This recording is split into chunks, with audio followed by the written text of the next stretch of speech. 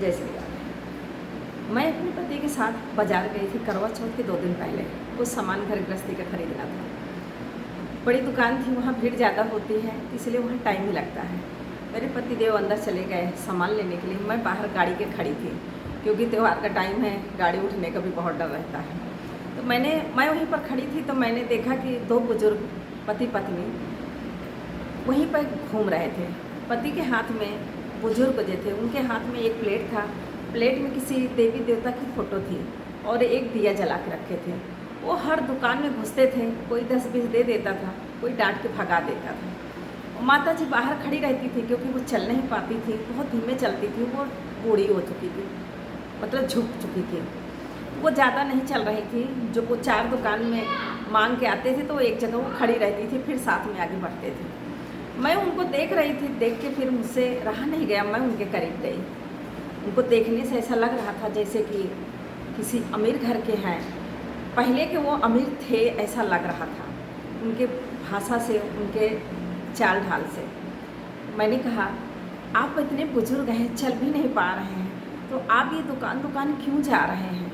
कोई दे रहा, कोई डांट के भगा दे रहा है। आपको देख के लग रहा है कि जैसे आप कभी के बहुत अमीर थे। मेरी बात सुनते ही उनकी आंखों में आंसू आ गया। उन्होंने कहा, बेटा तुमने सही पहचाना, मेरी बहुत बड़ी दुकान थी, बहुत बड़ा मेरा कारोबार था, मेरे 2 बेटा और 1 बेटी है। मैंने अपने बेटों को उसी दुकान से पढ़ाया लिखाया, अच्छा बनाया कि बच्चे मेरे पढ़ लिख के कुछ और काम करेंगे, दुकान मैं देखता रहूँगा। मेरे बच्चे पढ़े लिख के अच्छे बन गए, लेकिन वो नौकरी के बजाय वो मेरे दुकान पर ही बैठने लगे। और मुझे धीरे धीरे वो घर में फंसा दिया कि घर में आप घर देखिए, घर में मम्मी के साथ रहिए, पूरी ज़िंदगी आप दुकान पर ही बैठे हैं। और एक दिन बेटा धोखे से मेरी दुकान के कागज़ का उन्होंने दस्तखत करा लिया। एक कोरे कागज़ पे दोनों भाइयों ने मिलकर दस्तखत करा लिया। बोले बहुत ज़रूरी काम है, इसी का है, दस्तखत कर दीजिए। और मैं भी बेटों के विश्वास में दस्तखत कर दिया। उसके बाद एक दिन मेरा मन हुआ कि मैं दुकान पे जाऊं, क्योंकि बच्चे पैसा देना मुझे बंद कर दिए। तो मैंने कहा, मैं आज दुकान पर आऊँगा। तो दोनों बेटों ने कहा, क्यों, क्या करने दुकान पर आएंगे? मैंने कहा, अरे मेरी दुकान है, मैं थोड़े कुछ बैठना चाहता हूँ, मैं भी अपने दुकान का माहौल देखना चाहता हूँ, मेरी दुकान कैसी चल रही है। तो दोनों बेटों ने कहा, भूल जाइए पापा, वो दुकान आपकी नहीं, अब वो दुकान हम दोनों भाइयों की है। आप घर में सही से रह सकते हैं तो घर में रहिए, नहीं आप घर से भी जा सकते हो, क्योंकि ये घर भी हम दोनों भाइयों के नाम हो चुका है। इतना बड़ा धोखा अपने ही बच्चों ने दिया, वो दोनों से बर्दाश्त नहीं हुआ। वो उसको सहन नहीं कर पा रहे थे। वो दोनों फुट फुट कर पति पत्नी रोने लगे। इतने बुजुर्ग हो चुके थे कि अब कुछ कर भी नहीं सकते थे। अपनी बेटी को खबर किया। बेटी ने कहा, पापा आप चिंता न करिए, भाई लोगों ने सब कुछ ले लिया तो क्या हुआ, मैं तो हूँ ना, मैं अपने पास आपको रखूँगी। लेकिन दामाद ने मुंह फेर लिया। दामाद ने कहा, जिनका बेटा नहीं हुआ तो तुम क्यों परेशान हो? मैं दामाद होकर उनको कैसे यहाँ रख सकता हूँ? मेरे भी तो माँ बाप हैं, मैं इनको देखूँगा कि तुम्हारे माँ बाप को देखूँगा। अब उनके किस्मत में जो है वो भोगें।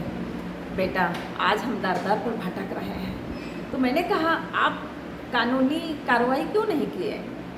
अरे आजकल तो सब कुछ हो रहा है, अगर आप खुश राजीनामा से किसी को अपनी संपत्ति नहीं देते हैं तो भी सरकार आपका हक दिलाएगी, आप अपना हक वापस ले सकते हो। तो उन्होंने कहा, बेटा किससे हक लूँ?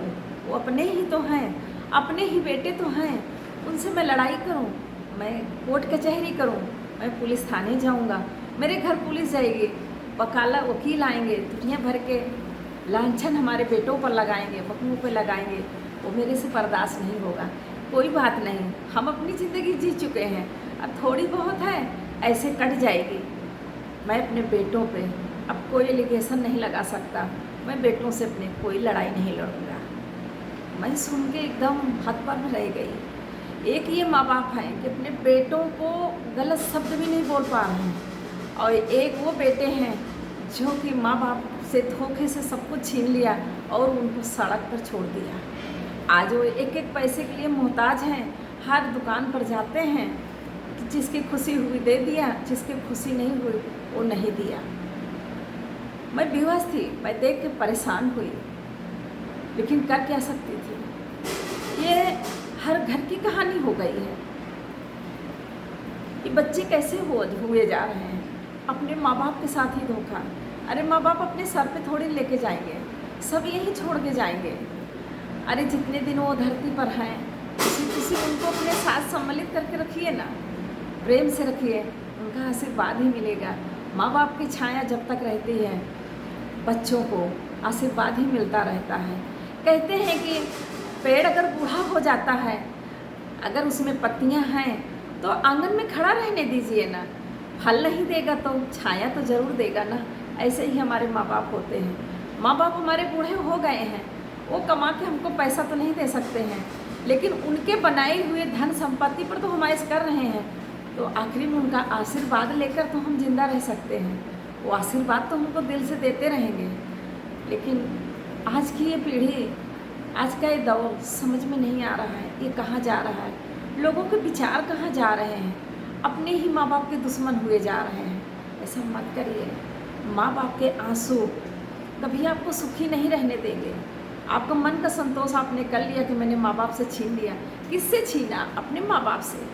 वो माँ बाप जिसने आपको बनाने के लिए कितने कष्ट सहे होंगे, और आखिरी में जब उनको ये आया कि आप उन्हें कुछ सुख दें, तो आपने उनको तो दुख के अंधेरी कोठरी में ही ढकेल दिया, दर दर भटकने के लिए।